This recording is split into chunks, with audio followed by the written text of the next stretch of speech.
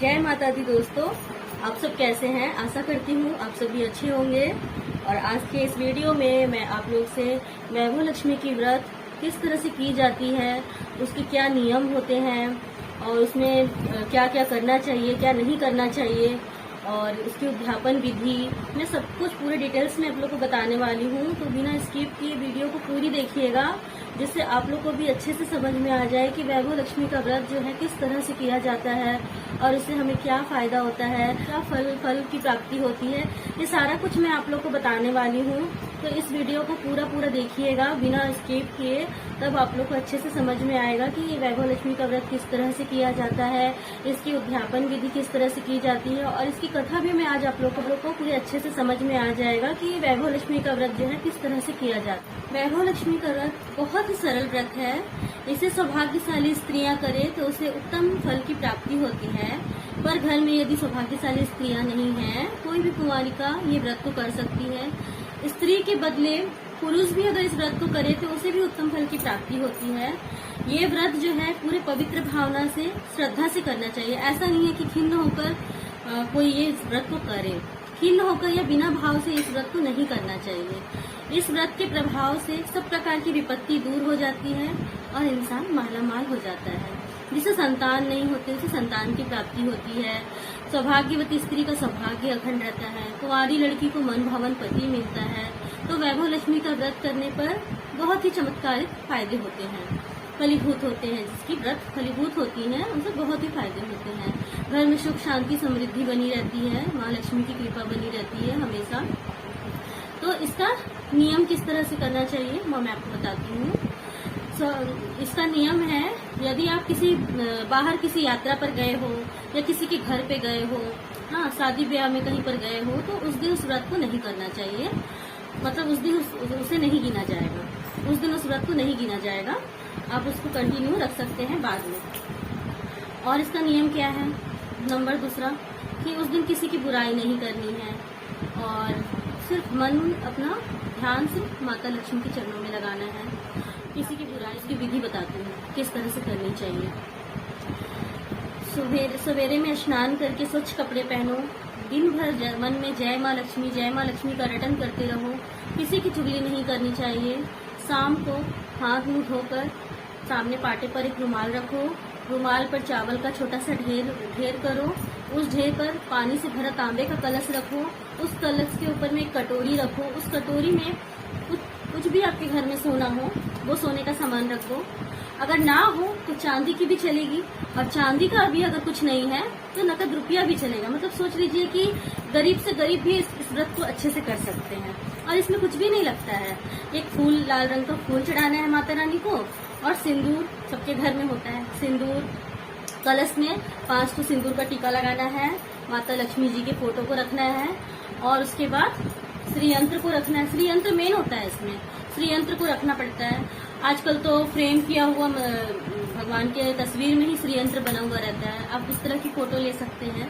तो इस तरह से पूजा पाठ किया जाता है। और इसके नियम यही है कि आप कहीं बाहर जाओगे तो उस दिन आपको उस पूजा को नहीं करना है, अपने घर पे ही करना है। जो लक्ष्मी माँ का जो पूजा होता है ना, ये अपने घर पे ही किया जाता है, किसी के घर पर जाकर नहीं किया जाता है। और यदि स्त्रियां रसवाला हो या सूखी हो तो इस व्रत को उस दिन को छोड़ सकती है। उसमें एक बड़ा शहर था, उस शहर में लाखों लोग रहते थे। पहले के जमाने के लोग एक साथ रहते थे और एक दूसरे के काम आते थे। पर नए जमाने का स्वरूप ही अलग सा है। सब अपने अपने काम में रत रहते हैं, किसी को किसी की परवाह नहीं है। भजन कीर्तन, भक्ति भाव, दया माया, परोपकार सब कम हो गए हैं और शहर में एकदम बुराइयां ही बुराइयां भरी हुई थी। तो ऐसे स्थिति, एक बड़ा शहर था, उस शहर में शीला और उसका पति रहता था। तो एक शीला नाम की स्त्री रहती थी। वो बहुत ही धार्मिक प्रकृति की थी, पूजा पाठ करती थी और बड़े छोटे का आदर करती थी। घर में बहुत अच्छे से रहती थी। उसका पति भी विवेकी और सुशील था। भगवान की कृपा से पैसों की बात में भी उन्हें संतोष था। वो शांति से गृहस्थी चलाते थे और प्रभु भजन में लीन रहते थे। उनको और किसी से कोई मतलब नहीं रहता था। अब एकाएक बोला जाता है ना कि कर्म की गति न्यारी होती है। हर इंसान को अपने कर्म भुगतने पड़ते हैं। उसके अगले जन्म के कुछ कर्म बाकी रह गए होंगे, कुछ भोगने को बाकी रह गए होंगे। बस वो बुरे लोगों से दोस्ती कर बैठा और जल्द से जल्द करोड़पति होने के ख्वाब देखने लगा। इस तरह से उसने क्या किया, अपने बीवी के सारे गहने और सब कुछ गंवा दिया, रेस जुआ में सारा कुछ गंवा दिया, घर में एकदम मतलब खाने के लाले पड़ गए, ऐसा हाल हो गया था। तो फिर क्या होता है कि शीला जो है बहुत दुखी हो गई थी, दुख की मारी वो लक्ष्मी जी के मंदिर में भी नहीं जाती थी, उसे बाहर वालों के सामने नजर मिलाते हुए भी शर्म लगती थी। तो एक दिन क्या होता है, दोपहर को द्वार पे किसी ने दस्तक दी।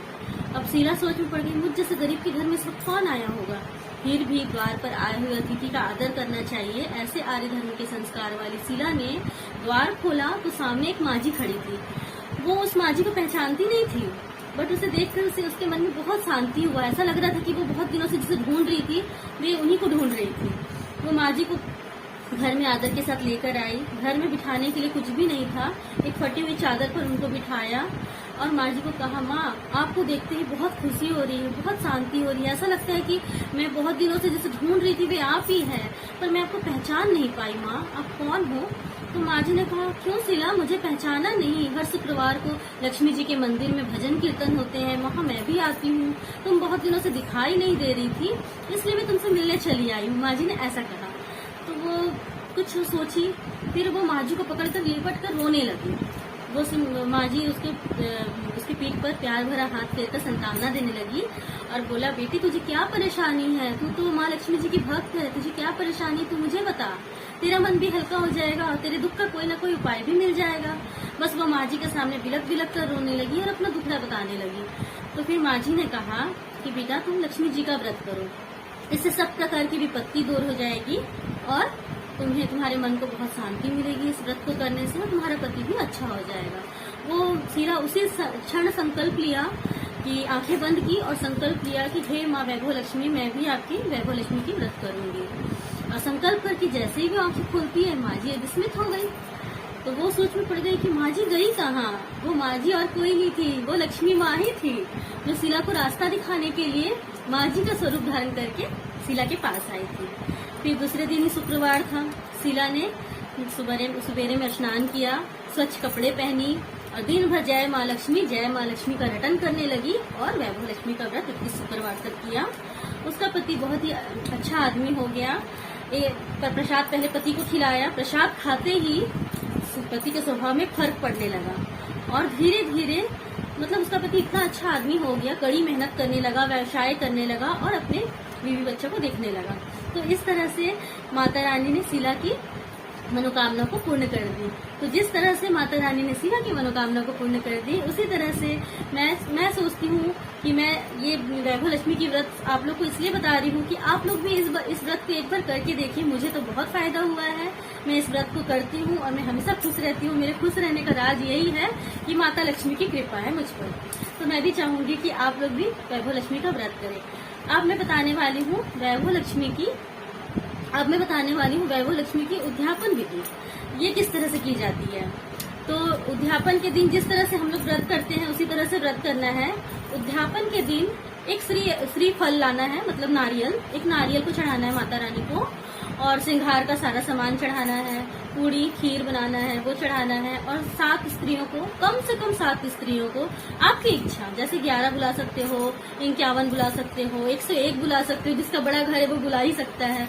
तो क्या है कि सभी को आलता लगाना है, सिंदूर लगाना है, जिस तरह से हम लोग कुंवारी कन्याओं को खिलाते हैं ना, कंजकों को खिलाते हैं ना, उसी तरह से सारे लेडीजों को हम लोग लक्ष्मी माँ का स्वरूप मान करके सेवा करेंगे, आलता लगाएंगे, सिंदूर लगाएंगे, उन्हें टीका लगाएंगे, जितना सुहाग का सामान है वो सब मंगा कर रखेंगे, उसे गिफ्ट देंगे और उसके बाद सबको खीर का प्रसाद देंगे और सबको एक लक्ष्मी माँ का बुक देंगे, ताकि क्या है कि सबको इस व्रत को करे और सभी कोई प्रसन्न हो जाए और खुश हो जाए हम पर। ये व्रत की उद्यापन करने की ये विधि है। तो इस तरह से आप भी एक बार वैभव लक्ष्मी की व्रत करके देखिए, सच बता रही हूँ बहुत ही अच्छा होगा। आपके घर में सुख, शांति, समृद्धि, यश, वैभव, बरकत बनी रहेगी, माता रानी की कृपा बनी रहेगी। तो मेरी वीडियो अगर अच्छी लगी हो तो मेरे चैनल को सब्सक्राइब कर दीजिएगा और लाइक कीजिएगा मेरी वीडियो को। नमस्ते।